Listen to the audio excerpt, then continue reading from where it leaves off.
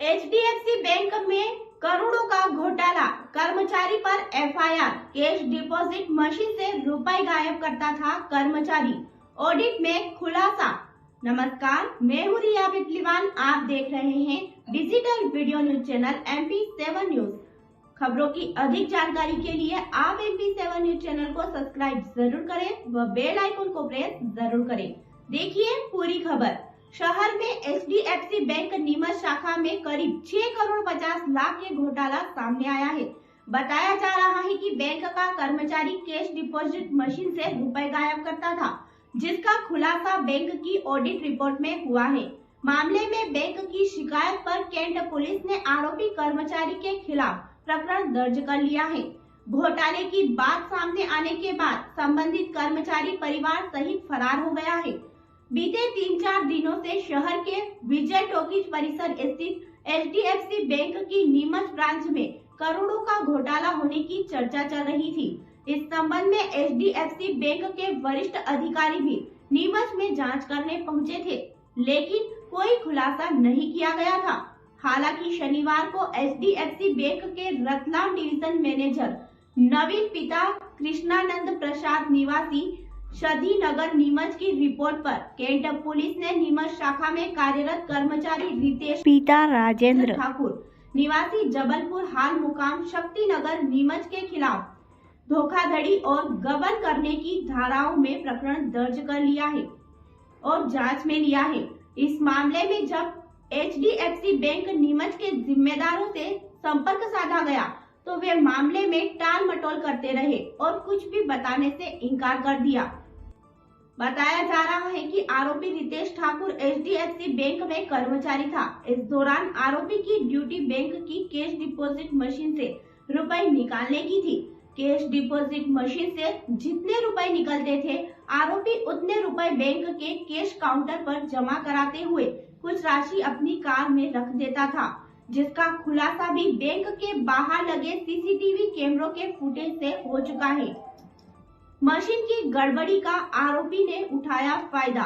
Bank सूत्रों का कहना है कि बैंक की जांच में यह बात सामने आई है कि कैश डिपॉजिट मशीन में कुछ तकनीकी दिक्कत थी, जिसके कारण उपभोक्ता जो पैसा मशीन में जमा करते थे उसकी एंट्री तो उनके खाते में जमा हो जाती थी, लेकिन बैंक के रिकॉर्ड में राशि कम दर्ज हो रही थी।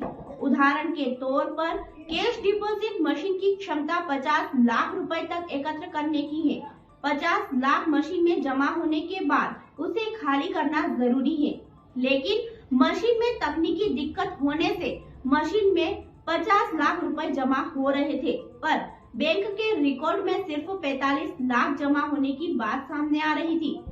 इसका फायदा बैंक कर्मचारी रितेश ठाकुर ने उठाया और कैश डिपॉजिट मशीन से रुपए निकालने के दौरान आरोपी ने घपले को अंजाम दिया। योगेंद्र सिंह सिसोदिया टीआई थाना नीमच कैंट ने बताया कि एचडीएफसी बैंक के रतलाम डिवीजन मैनेजर की रिपोर्ट पर बैंक की नीमच ब्रांच के कर्मचारी रितेश ठाकुर के खिलाफ 6 करोड़ 50 लाख रुपए के गबन का प्रकरण दर्ज कर जांच में लिया है। फिलहाल आरोपी फरार हो गया है, जिसकी तलाश जारी है। 1.5 करोड़ रुपए लौटाने के बाद आरोपी हुआ गायब। पूछताछ में आरोपी ने गड़बड़ी करने की बात तो स्वीकार की, लेकिन उसका कहना था कि उसने इतनी अधिक गड़बड़ी नहीं की है। आरोपी में करीब 1.5 करोड़ रुपए बैंक अधिकारियों को लौटा भी दिए थे। इसके बाद आरोपी ने शेष राशि लौटाने के लिए कुछ समय मांगा था।